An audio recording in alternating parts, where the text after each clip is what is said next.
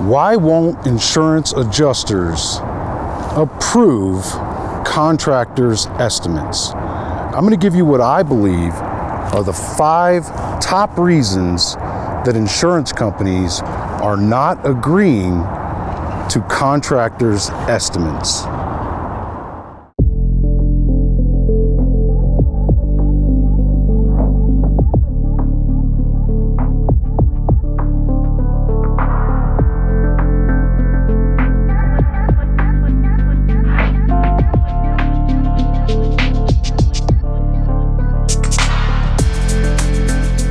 Before I get into the top 5 reasons why I believe that insurance companies are not approving contractors' estimates right now in 2021. Right now it's October 2021.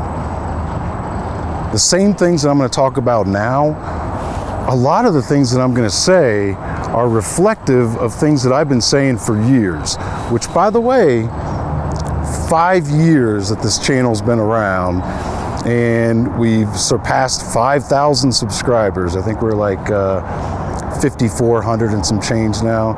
And so I want to take this time to thank everyone that's been a part of that. Really, YouTube has been phenomenal for me and for the Practitioner brand. Everything that's really been good for my business, most of it has somehow come through YouTube. And 5,000 subscribers is not a lot of subscribers, I get that, especially for mainstream channels out there. But for a small niche topic that I really cover, which is inspections, estimates, and supplements, it is a lot of subscribers for me. So I'm grateful for that, to each and every one of you that subscribed. And I know it's been a while since I put out any new content on this channel. And so for any of you newer subscribers, I want to thank you especially. Thanks for joining us. And I want to tell all of you out there that I plan to pump out new content in the future on this channel.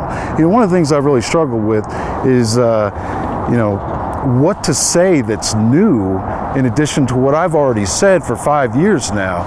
And I think that, for the past probably 7-8 months, with everything that's been going on, everybody's been sort of dealing with that differently, and I'm no exception to that. So I've taken a lot of personal time and really have worked on myself and have really done a lot of planning and plotting about where I'm going next.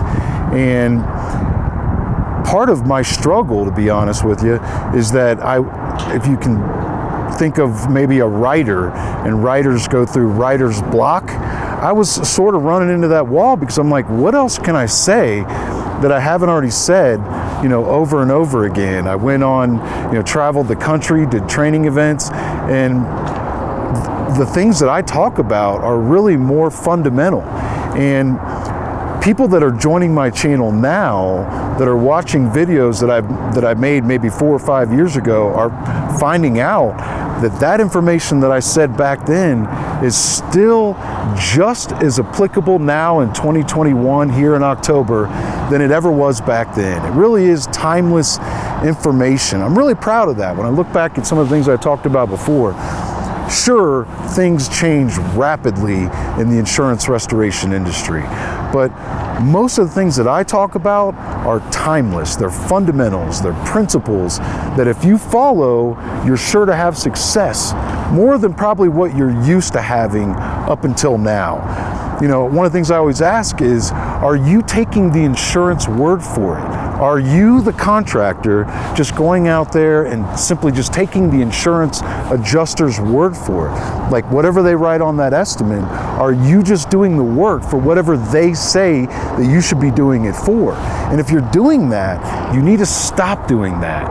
And I'm glad you found my channel if that's where you're at in your career, with your business. That's what they're hoping that you do, okay? So part of what I've talked about before, I'm going to talk about it again and again, and that's why I believe that, I'm over that hump, if you will, that writer's block, where I've sort of come to a stop and I'm like, what else can I say new?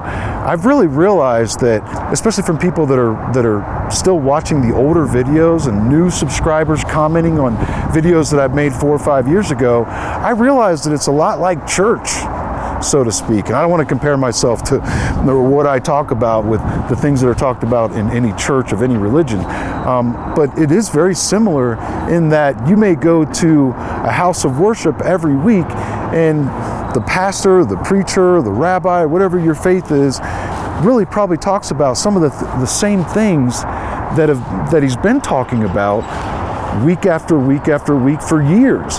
But he's putting new context into it and putting a new lesson into the same text of scripture, if you will. It might be the same verse, and you can't really add new verses to the scripture, right?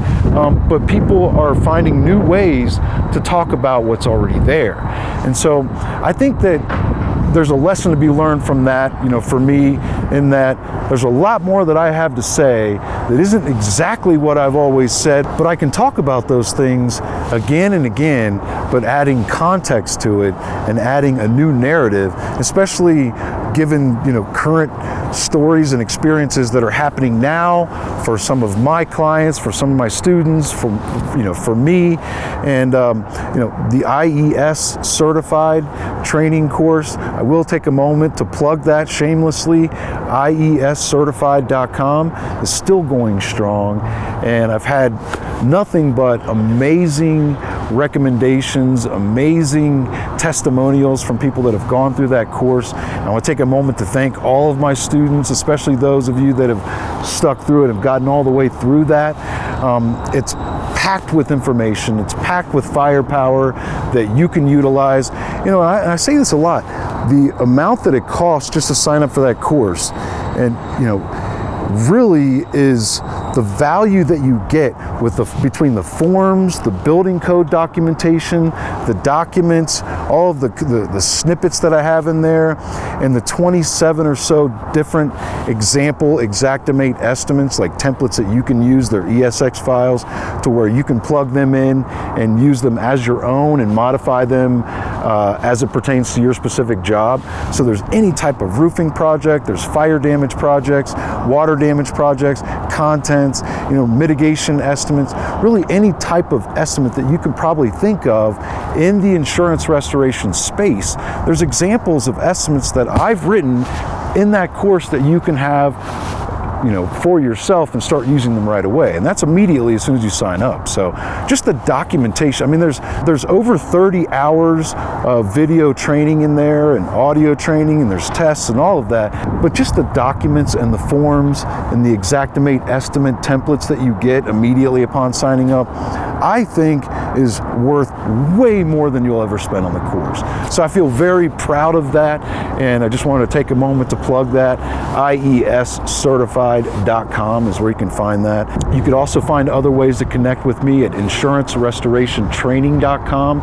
If I'm ever having live events, and those live events have been kind of up in the air, a lot of them we had to cancel and postpone because of what's going on out there. But please stay tuned to insurancerestorationtraining.com, where you can fill out an inquiry to contact me if you need to hire me for something, if you need to book me for training, for private training, company training, virtual training, or if you just want to follow the live events, if you want to try to attend one of those the next time that they come up. Okay, the 5 top reasons that I believe why insurance adjusters are not approving contractors' estimates right now in October of 2021 are as follows. Number 1, you're trying to get the insurance adjuster or the insurance company to agree to your estimate versus you agreeing to the insurance adjuster's estimate. Okay? So let me repeat that. You're trying to get the insurance adjuster to agree to your estimate when you should be getting yourself to the point to where you are agreeing to the insurance adjuster's estimate. Now that does not mean, like what I said before, where you're just taking their word for it. An adjuster comes on the scene, they write up an estimate, and you agree to their estimate, just do it for whatever they say. That's not what I'm saying, not at all. But the thing that I've said over and over and over again, and I'm going to continue to say it for as long as you watch me. And if you've never seen any of my videos before, then you've never heard me say this before. But for those of you who have seen several of my videos, some of you, I think, have forgotten the main concept behind what it is that you're actually really even doing in the first place. What is your job as the insurance restoration contractor? If you're a roofing contractor doing insurance jobs, what is really your job? What is it that you're hired to do? If you are a contractor who was hired to repair and restore a property from fire damage, what is your job? What are you hired to do? If you're hired to fix up water damaged properties, what are you contracted to do? What is your obligation under your contract? Your obligation, I want you to listen very, very, very carefully. If you've not heard me say this before, I'm going to say it again. And I'm going to say it over and over and over and over again on every video. If I ever make a video and I forget to say this, I failed. Your job as the insurance restoration contractor, the thing that you're hired to do, you are hired to perform all repairs that are prescribed by the insurance claim. I'll say it again. You, the contractor, are hired to perform all repairs that are prescribed by the insurance claim. What does that mean? Okay? If the insurance adjuster comes out to the property, inspects the job, and applies zero coverage, just denies it altogether, then you are hired to do nothing, because there's nothing that they've prescribed for you to do. They've not applied any coverage. They've not approved any coverage to the actual claim. Now, if they do approve, like for example, the roof to be replaced, if they have approved that, okay, then from that time forward, you are hired to perform all the repairs that have been prescribed by that insurance adjuster that has been written and approved on that insurance adjuster's estimate. So everything that they've listed on that estimate, that's what you're being hired to do. Okay? If your contracts are not specified that way, that's one of the things that I have in my course, or the documents, the forms and agreements that you would need to set that up properly. It's so very, very important. Okay? So if the insurance adjuster comes out and they approve that the whole roof does need to be replaced, for example, so they've approved, removing the old shingles, replacing with new shingles, 50 squares, for example. Maybe they have a little bit of drip edge. Okay? Well, that's what you've been hired to do. Period. You've not been hired to do anything else. You've not been hired to do any valley metal, any vents, any pipe jacks, any gutters, anything else. Because if they've only put shingles and drip edge on that approved estimate, that's the only thing that you've been hired to do. Okay? So you're trying to get the insurance adjuster to agree to your estimate. You need to be agreeing to their estimate. But the thing that you're hired to do is to perform all repairs that are prescribed by the insurance adjuster, right? And so you need to start out with reviewing their estimate and realizing that those are the things that you're hired to do, but it's going to obviously take more line items on that estimate in order to get that job done, okay? So does that mean that you need to write up an estimate and rush it over to the insurance company? I say no, all right? I would say no. See, I think a lot of you guys are learning how to write Xactimate estimates, and some of you are really good. And you could be really, really good at writing Xactimate estimates, but that's only part of the equation, okay? That is not going to make you an insurance restoration expert just simply by learning how to write Xactimate estimates. That's only part of it. It's very important, okay, but it's only part of it. So a lot of you guys are learning how, and gals are learning how to write really good Xactimate estimates, and you're letting that go to your head in the sense that you believe that because you're doing such a good job of writing these estimates, then the best way and the most efficient way forward is to meet with the adjuster out at the property, hand them your beautiful, well-written Xactimate estimate, and seeing where things go from there. Trying to get the insurance adjuster to agree with your estimate. Or maybe you're getting hired after the insurance adjuster has written an estimate, and you're taking and writing your version of the insurance estimate, sending it over to the insurance company, and trying to get them to approve your estimate from there. And wondering why you're encountering resistance when you do so, okay? So that's where I want to get started. I believe, and some of you have heard me say this before, you need to let the game come to you, okay? Because our job is to perform all the repairs that have been prescribed by the insurance claim, all right? We need to let the game come to us. We need to start out with, okay, my job is to do whatever it is that you're prescribing, Mr. Adjuster. So, and a lot of times they're going to ask you, do you have an estimate? Well, I'll tell you what, I do use Xactimate, and I understand you guys use Xactimate too, am I correct? Okay, great. Well, I do use Xactimate, and I have sort of started the structure of an estimate, but in reality, I don't know what it is that I'm supposed to write an estimate on, because the thing that I was hired to do is to perform all repairs that have been prescribed by you. And so really that's what I'm doing here at this meeting, is I'm here to find out what it is that you're going to approve, the things that you're saying are actually damaged and need replaced, the things that you're going to be writing up. That would be my instruction list, so to speak. So I'm just here to get my marching orders from you. Okay, so I'm not here to tell you how to do your job or to tell you what needs to be approved or not. I'm just here to find out from you what it is that my job is in the first place. So I can't really write an estimate for you just yet because I don't know what it is that's going to be approved for me to write an estimate on. See how that works? So now the ball is in the insurance adjuster's court, not in your court. No, I don't have an estimate because nothing's been approved. See how that works? So you want to let the insurance adjuster come up with the items that they're going to approve. Go ahead and let them write their estimate first. And by the way, let them go ahead and issue payment on the estimate that they're going to approve. Well, I wrote my estimate and here's everything I've got. I've sent it over to your email. Take a look at it and see if, make sure you agree to it and let me know. And if you agree to it, I'll go ahead and issue a check. Okay?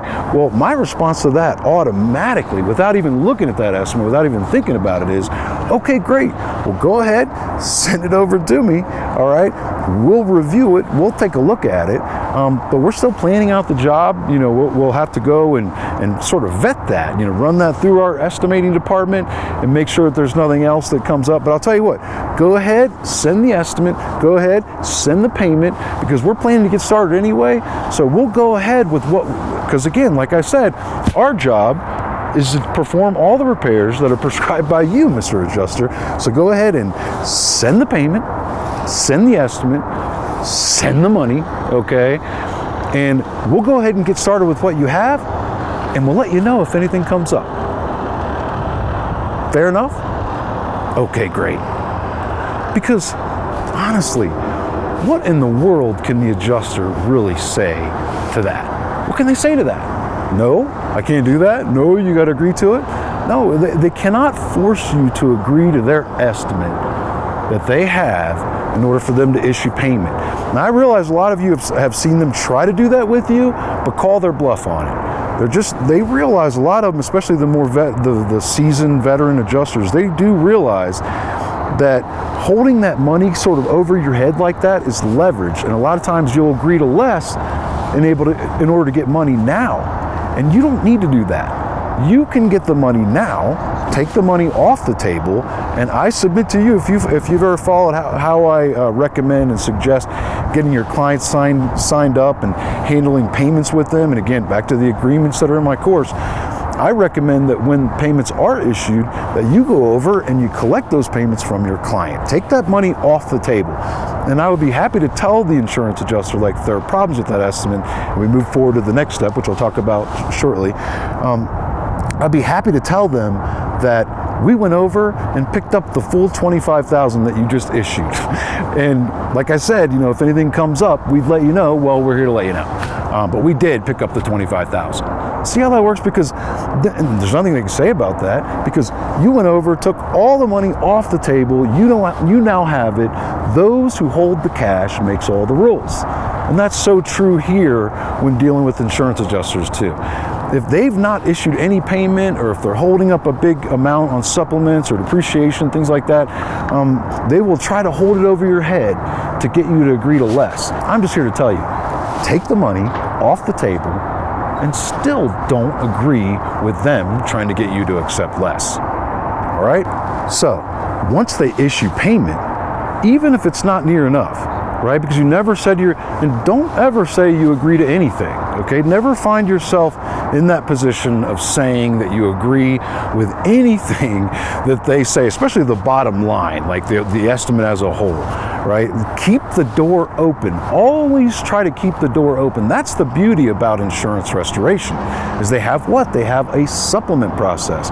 You're in the foyer with your homeowner client, for example, and there's an adjuster there and they're there to inspect. What do they always say? They say, we're going to issue you a check, or an estimate for this and that, and if anything comes up, just let us know, because we have a process for that. It's called a what? A supplement, all right? There's a supplement process for that. So you don't have to agree to anything they say. You don't have to agree to any amount. You don't have to agree to any estimate. And that makes me think of something else, not having to agree to a certain amount. For amounts of money, okay, dollar amounts, for example, I want you to stop thinking about dollar amounts when dealing with the insurance adjuster and when dealing with your client, okay? I realize that most of you are general contractors that are watching this, or roofing contractors, or primary contractors. Most of you are not subcontractors. Some of you may be that watch this content, but most of you are the primary contractor. And so you don't really, you're used to having to think about dollar amounts all the time in your estimates, especially if you do any type of retail construction.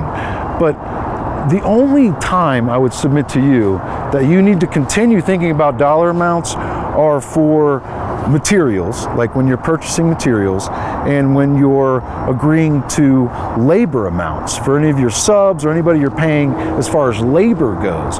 But I want you to do the best you can to retrain your brain, to re-brainwash yourself, to stop even thinking about dollar amounts when it comes to talking and communicating with the insurance company, and when it comes to talking and communicating with your client. With your client, with the exception would be the amount of money that you have to pick up at a certain time. There has to be a dollar amount on that generally. But as far as everything else goes, what it says on that insurance paperwork, I want you to, in your mind, the right side of that column that has all the dollars on it, just try to get that out of your mind. See, that's one of the benefits that I think I have. One of the advantages that I think I have is that because I'm not having to think about those things with subs and materials and labor, I can just get that part all the way out of my head. Same thing with insurance adjusters, and it may even be a weakness for me, and because I know it is for an insurance adjuster. Like a lot of times, they won't notice that I've done RFG versus DMO and the removal of certain items, and that typically comes out for any trade, by the way, whatever that trade is, drywall, DRY versus DMO, for example, or INS for insulation, or SDG for siding versus DMO. What I mean is when you go to remove that in Xactimate, the default setting is DMO, which typically pays only about 1/3 of what the amount would be if you made that manual change, right? If an insurance adjuster is just looking at my estimate, it seems like they never catch that. They never catch the fact that it's 3 times as much. So that, and that's because they're not thinking about dollar amounts. They're just looking at the line items themselves. So I think that's one of the things I want you to really focus on first and foremost, is just the line items themselves. In total, the big picture here, really, there's only a fraction of all insurance claims that even get supplemented. So if you're doing supplements, however you're doing them, even if you're struggling with them, good on you. Good on you, man. Congrats, because you're, part of the select few that understand that we could even do supplements. Okay, most people don't even understand that. So most insurance claims, like a fraction, small fraction, are just accepting whatever the insurance company says. They don't go back and try to argue anything. They just take whatever they're offered, and if it costs more, they take it out of their own pocket, right? So you just look at the big picture there. But we know, the small select few of us, we know that insurance companies have a process that allows you to address any items that ever come up all the way through the process. So if you're ever told by adjusters or anybody else that the claim is already closed, the claim is not closed. Maybe it is closed, but no problem, just reopen it, okay? Open it back up, because we have more issues. There's more items that have come up, okay? So the big picture is that it's not that the insurance company has shorted the dollar amount from the estimate.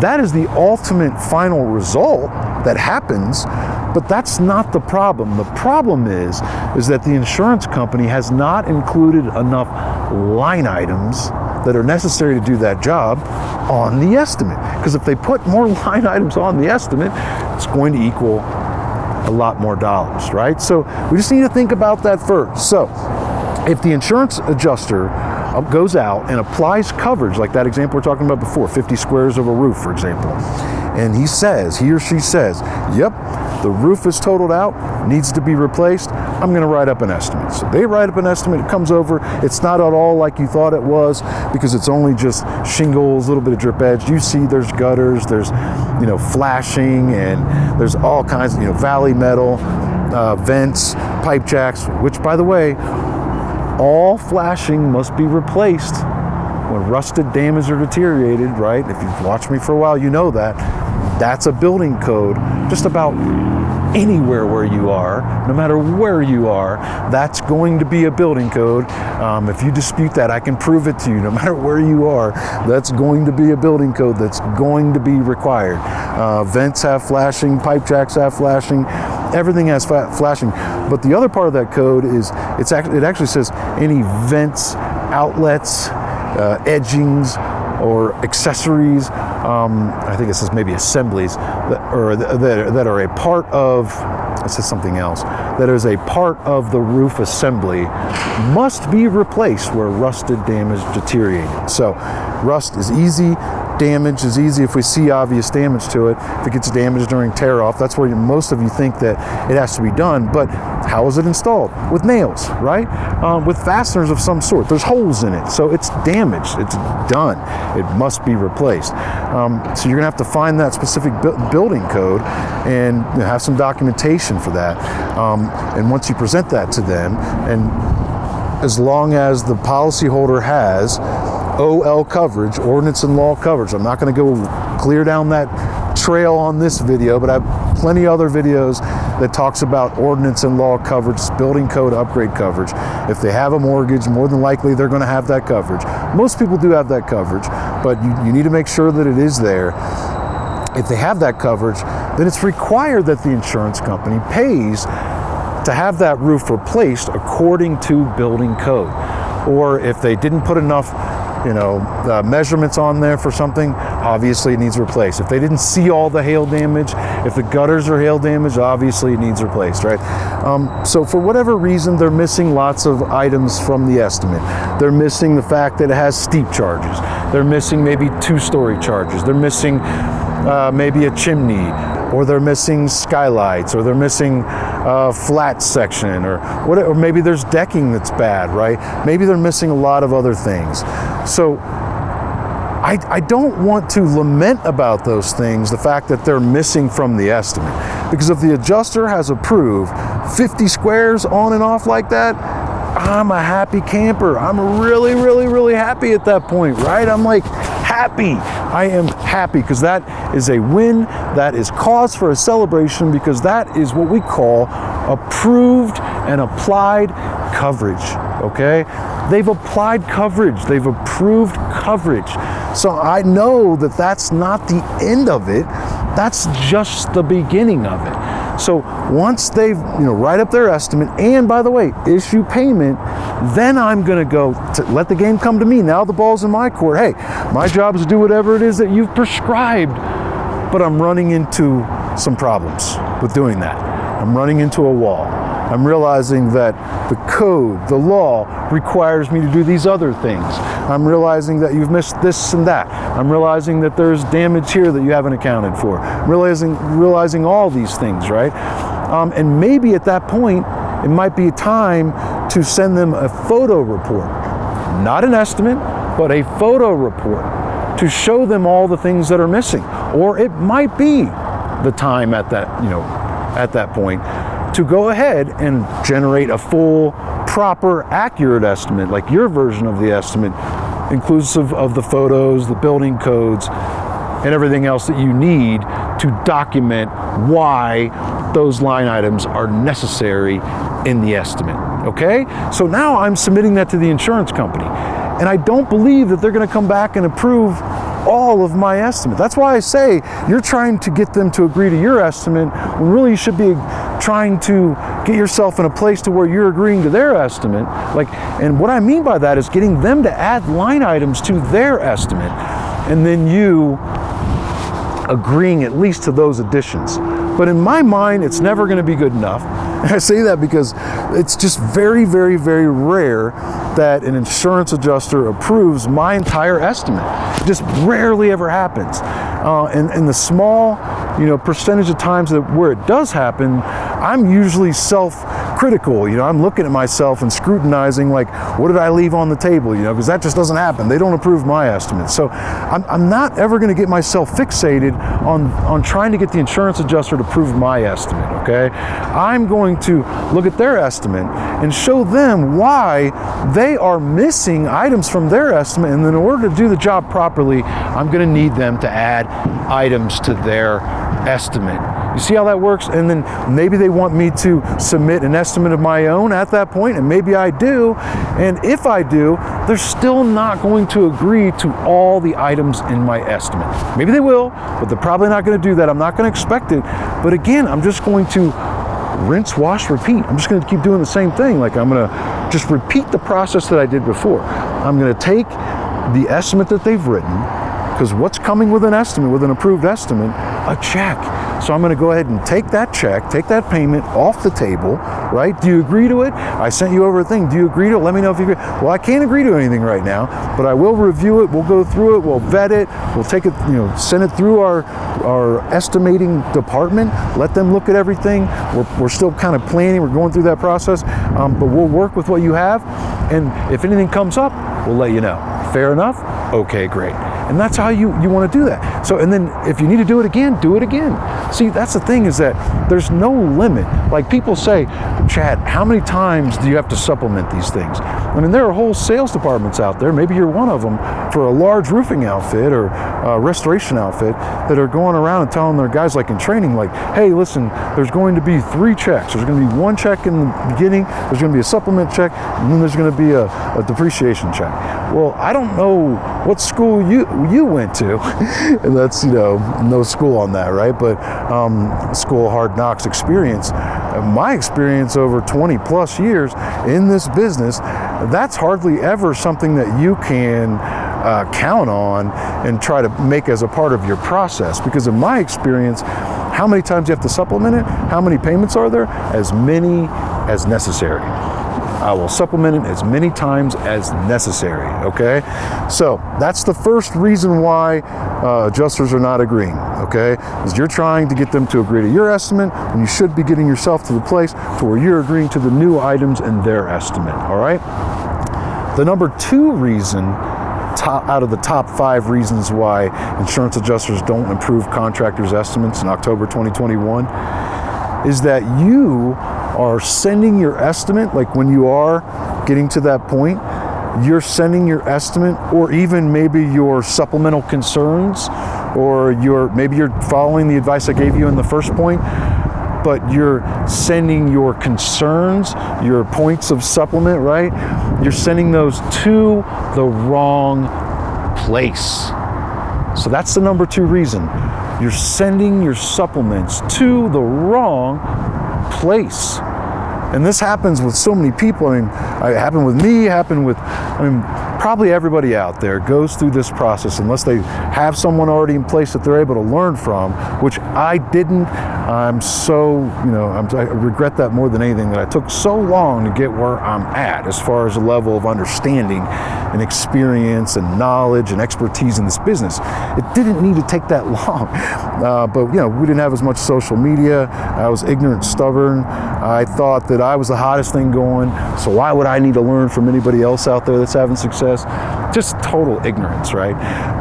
But one of the things that people do the most is that they're sending their concerns to the wrong place. And what I mean by that is that they're usually sending their arguments, their concerns, and asking for new items to be added to the estimate, or maybe sending their estimate to the wrong place. They're sending it to the original insurance adjuster that inspected it the first time. Now, 95%, I would say, of all of the claims that you work on, you should be, now depending on where you're at, you may be in a certain location that's in a rural community where it's like predominantly State Farm, and maybe you have to deal with the same guy every time, or gal, right?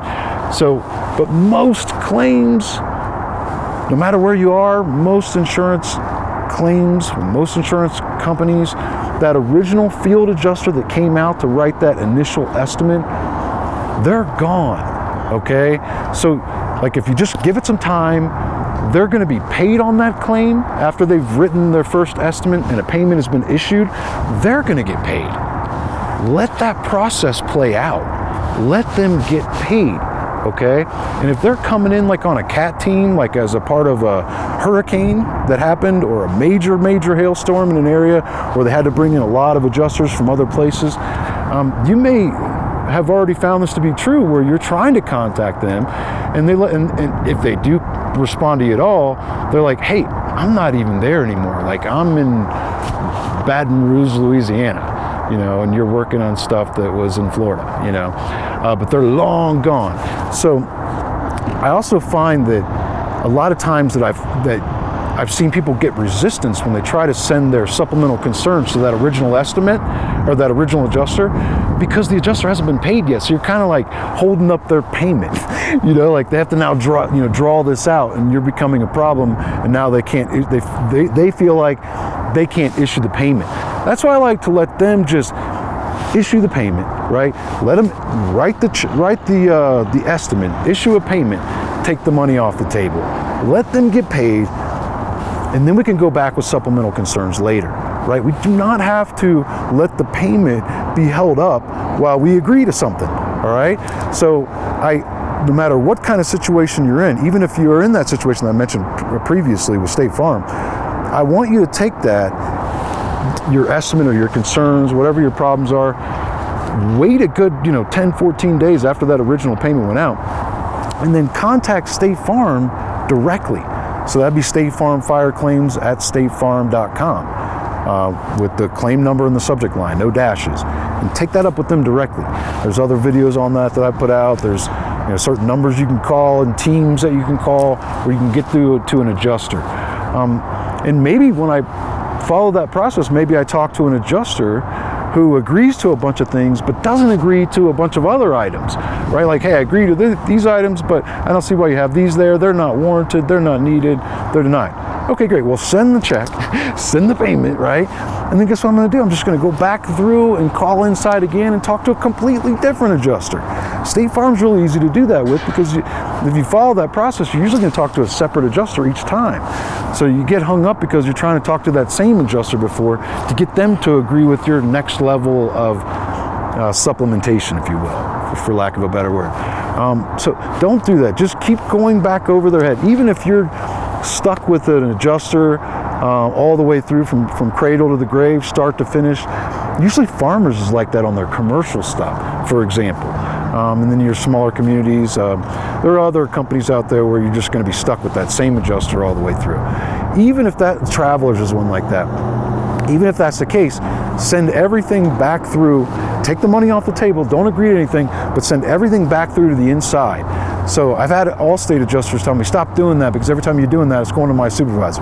That's okay. I want a spotlight on everything. I want everything on the record, right? So you're sending your stuff to the wrong place. That's the number 2 reason. And then number 3 reason that insurance adjusters do not approve contractors' estimates right now in October 21 is that you're sending your concerns or your estimate at the wrong time. That's a big deal too. You're sending it at the wrong time. Okay, so kind of briefly touched on that earlier. You don't want to go out on the initial inspection and hand an estimate to the adjuster. You don't want to bring up problems that you see that are going to be major, causing major expense way above and beyond. Like maybe you see that the deck needs to be replaced. I would get the insurance adjuster to agree to the shingles first, then take it up with them that the deck needs replaced. Right? You see how that is? Because maybe they're on the fence about approving the roof in the first place. Maybe it's sort of a close call in their opinion. You never know. So I don't want to take that chance. I'm going to let them approve those shingles first. Let the game come to me, let them write it up, let them issue payment, get the money off the table, document it, go back in and say, oh, we have a problem. I was hired to perform all repairs that are prescribed by you, but I can see now that I can't do that because the decking is bad and the building code prevents me from being able to do that. See how that works? So the wrong time. So I would let the game come to me, let them approve things, take the money off the table, then go back to them, okay? So now, that's a good example about the wrong time. That could be applied to so many things. Like, if you're an interior contractor and you have a hardwood floor that needs to be replaced, maybe the adjuster missed the fact that the hardwood floor runs completely underneath all of the lower cabinets, in the kitchen, for example, or the cabinets and vanities in the bathroom. Then maybe I don't want to bring that up because in their version of that's not going to be like mine. Like they're going to miss the angle stop valves and the plumbing fixture supply lines and the garbage disposal, detach reset, the sink, the faucet, like the backsplash, like the countertop, everything needs to come out and go back in, right? So I want to let them approve the flooring first and then go back and hit them with that later, okay? So like final invoices. You don't need to be sending them a final invoice if they haven't agreed to a supplement yet. You do not want to be going out and building something before you've submitted your supplement. That's another thing. That's the wrong time because if you look right on the cover page of a lot of insurance estimates, it says right there, they have the right to approve these things or at least to inspect these things first. So I want to at least give them the opportunity to do so. If there are things that are incidental that are going to come up during the job, then that's an exception. Go ahead and build it. But I think a lot of you guys are submitting your estimates, submitting your concerns, submitting maybe your final invoice, for example, at the wrong time. Okay, so that's the number 3 reason.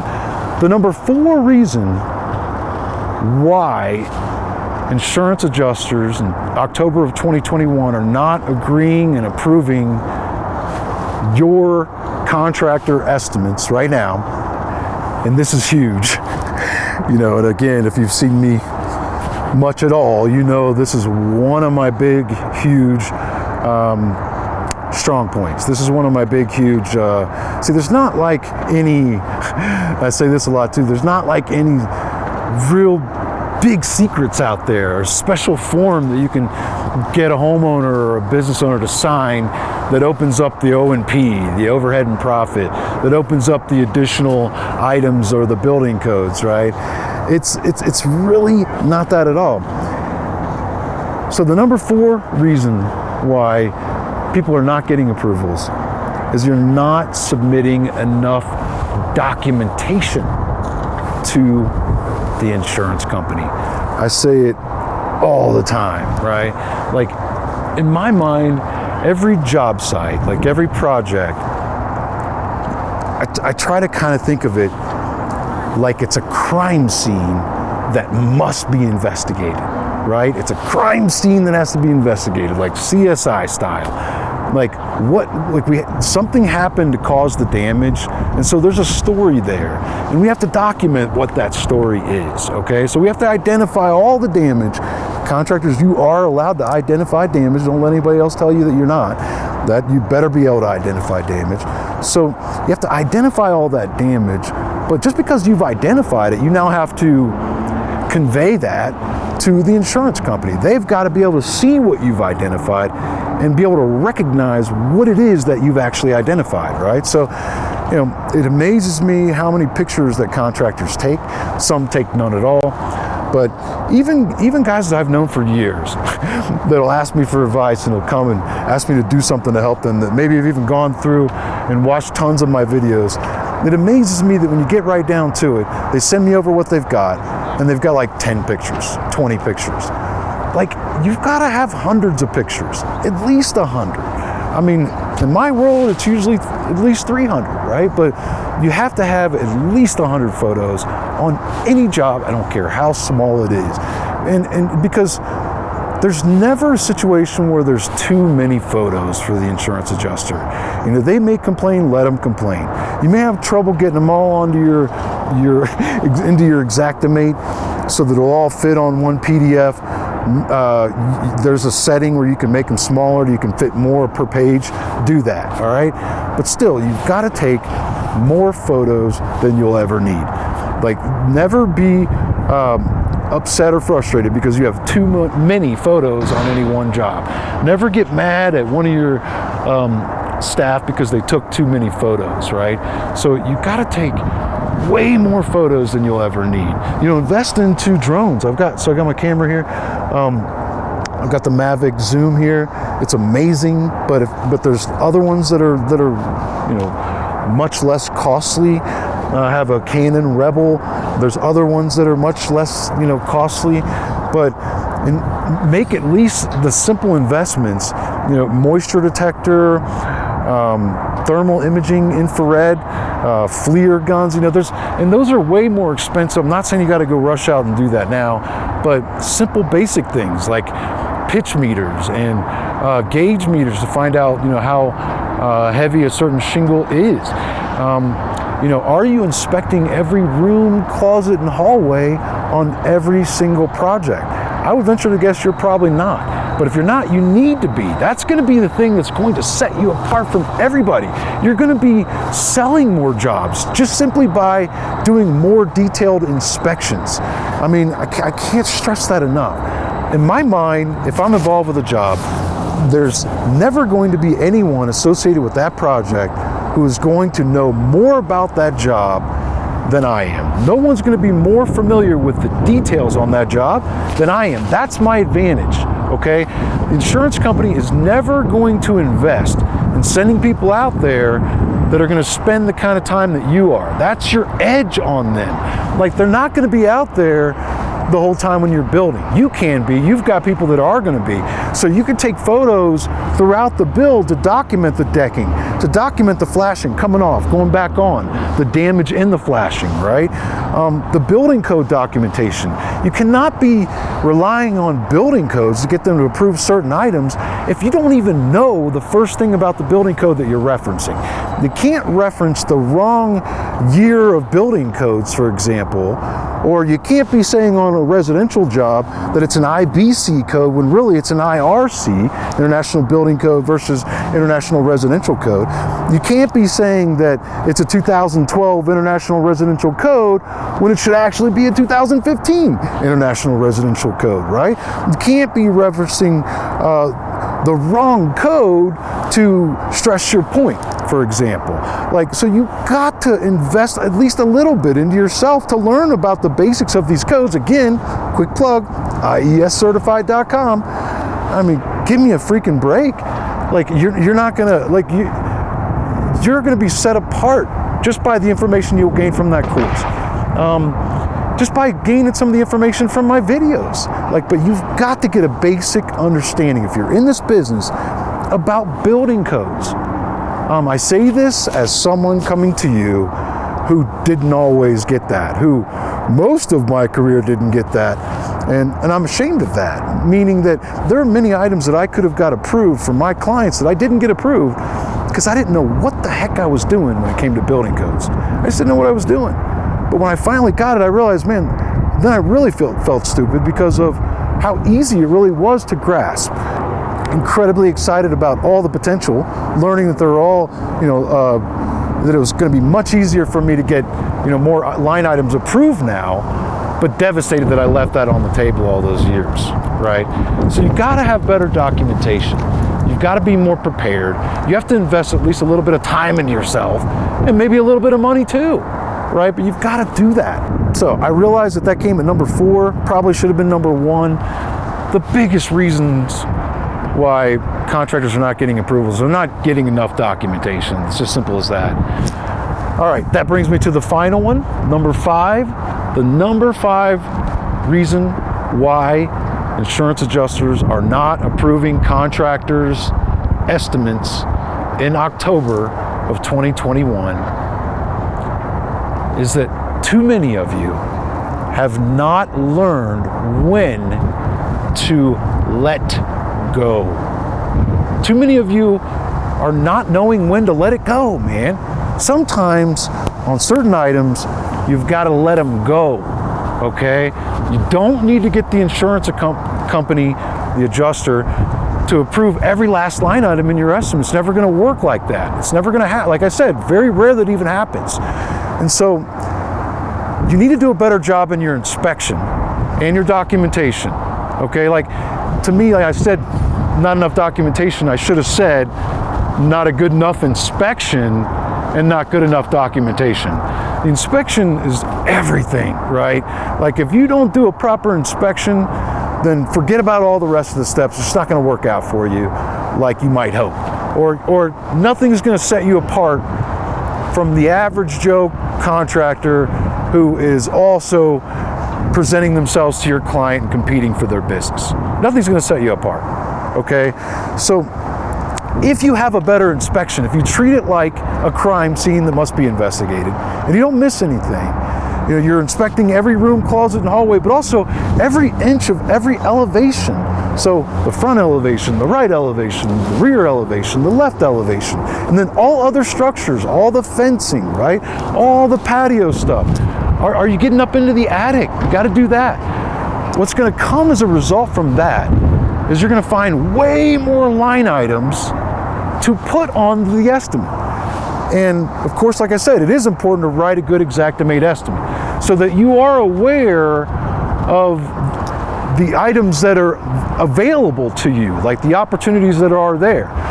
But when you do a real good inspection and you put all that together with your real good documentation and you create a real good Xactimate estimate, what's going to happen is that your number, maybe the insurance adjuster wrote an estimate before, your total is going to be way higher than where the insurance adjuster was previously, right? So, maybe they're at 50 and you come in at 90, right? If they didn't approve your 90, but they approved 80, 85, you'd be way happy, right? Because they went from 50 to 80, 85, right? That's a huge win. And then, by the way, maybe they didn't approve everything that you need them to approve. Take the money off the table and go back again to get those other missing items later, right?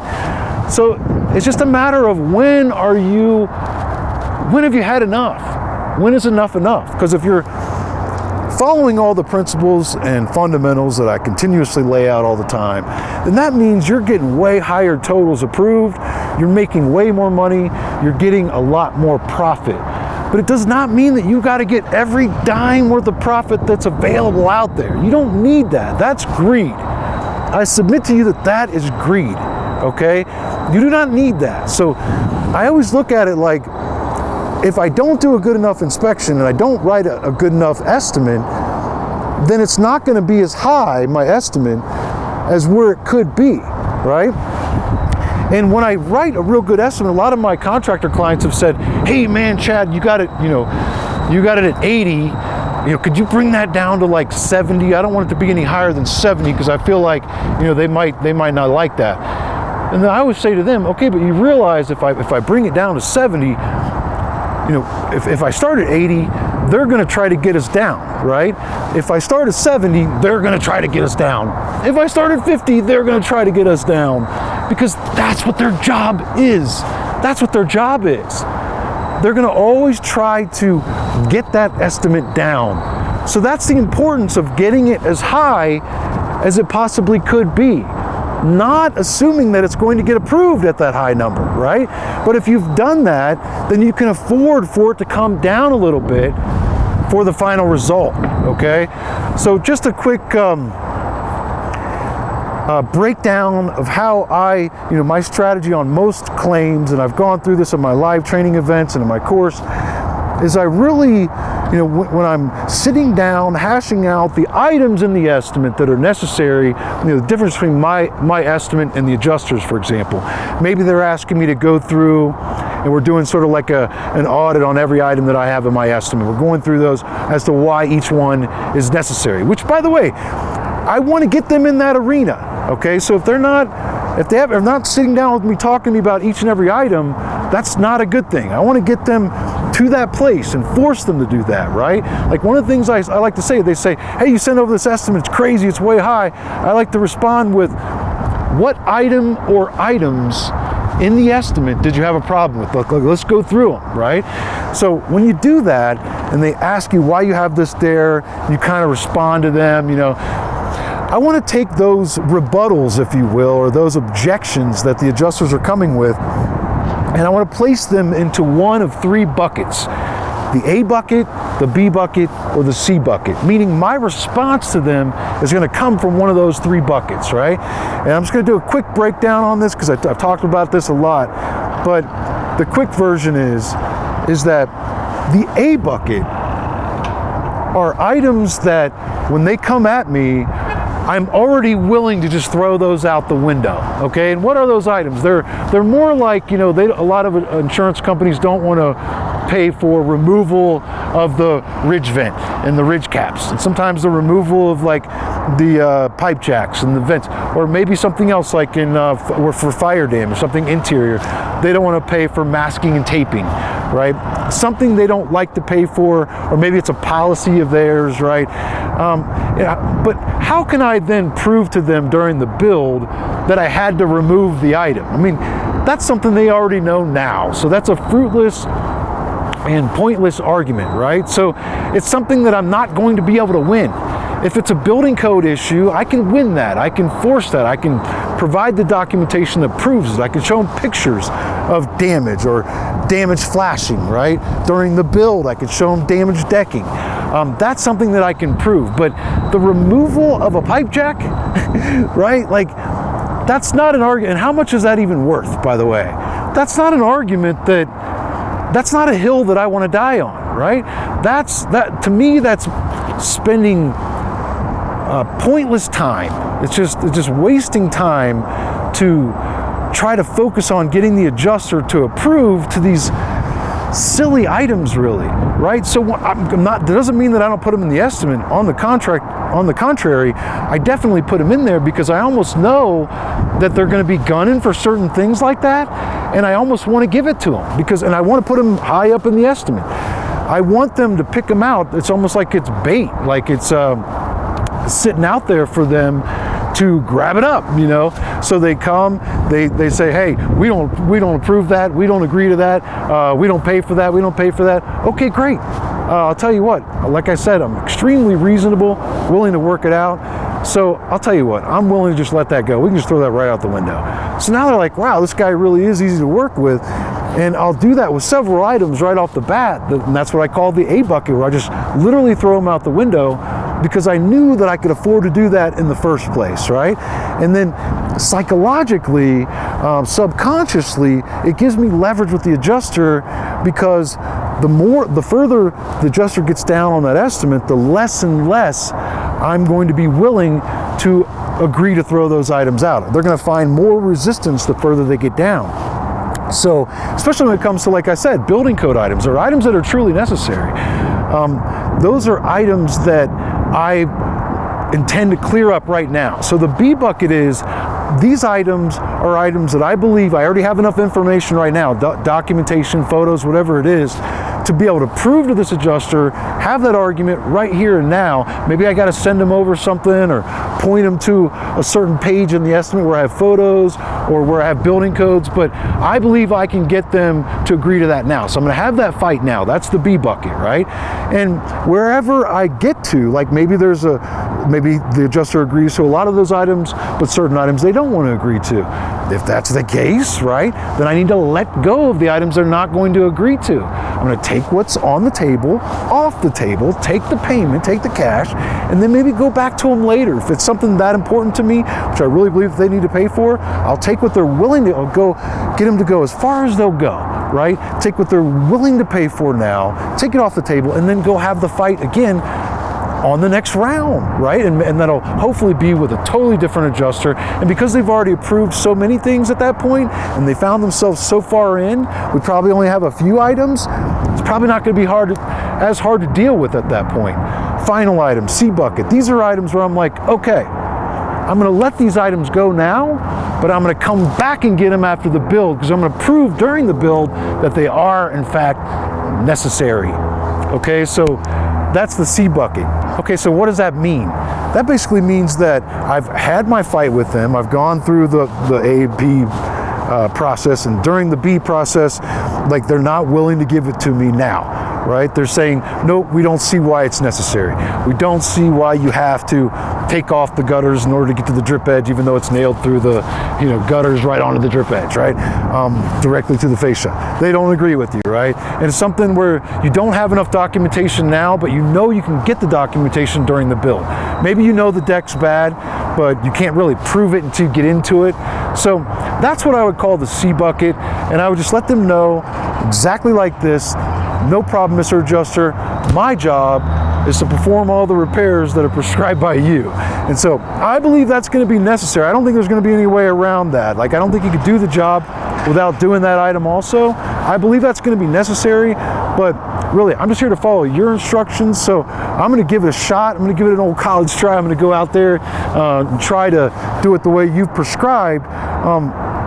And if I'm not able to do that, then I'll take photos and things so that I can prove what it is that I'm trying to show you, and then we can go from there. Okay, does that sound fair enough? We could readdress that at that time. So like, I'm willing to remove that item from the estimate at this time. Maybe you send them an estimate, as long as you're willing to revisit this issue when it's no longer a hypothetical like it is right now, but it's an actual, when we're there actually swinging hammers, and then we'll all have a better idea, a better picture of it. We'll have a lot more information at our fingertips. Fair enough? Okay, great. I say okay, great, because they're always going to agree to that. They're always going to agree to that. So the thing that I said at the very beginning of this video is always keep the door open. That's a perfect example of that, right?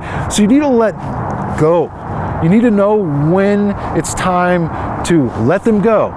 Get them to go ahead and complete and finalize the estimate with the new additions on it that they're working on, so they can send out a new payment, so that you can get that new payment and take it off the table, and then you can go back to them later, right? And at some point, some of you may want to get every last little dime, every little stick of drip edge and all of that. To me, it's like if you're going after a few $100s at the end of this process, like that's all that's left that they haven't approved, I'm probably going to leave that hanging. I'm going to let that go. I'm going to let them off the hook. It's not because I don't want to be a pain to them, but because my time is worth a certain amount of money. And so if I find myself chasing nickels and dimes with my valuable time, then I'm losing. And I think that the same is true with all of you who are watching this video. And if you don't believe that, you need to take a deeper look at yourself, which is something that all of us need to do from time to time, which is a lot of what I've been doing, lately. So, just my channel update going along with all this. I want you to stay tuned, please. Have faith in me, because I'm not going to give this up. I kind of was discouraged a little bit, I think. Like I said, I was running into a brick wall. Like, what can I say new that could add to the conversation? Just needed to take a break, I think, from media, social media, from being out in the limelight. I needed to just have some more personal growth time. So that's been good for me, though. I've been doing a lot of different things I'd like to catch you up on later, but looks like we might get some rain here Denver, Colorado. I hope you've learned something from this. The 5 things that cause most insurance adjusters to not approve your estimates for insurance contractors. But listen, whatever you're doing out there right now, I love you. God bless you. Keep on grinding. Keep working hard. Keep moving forward. Keep coming back to my channel, iescertified.com. We'll see you on the other side. All right.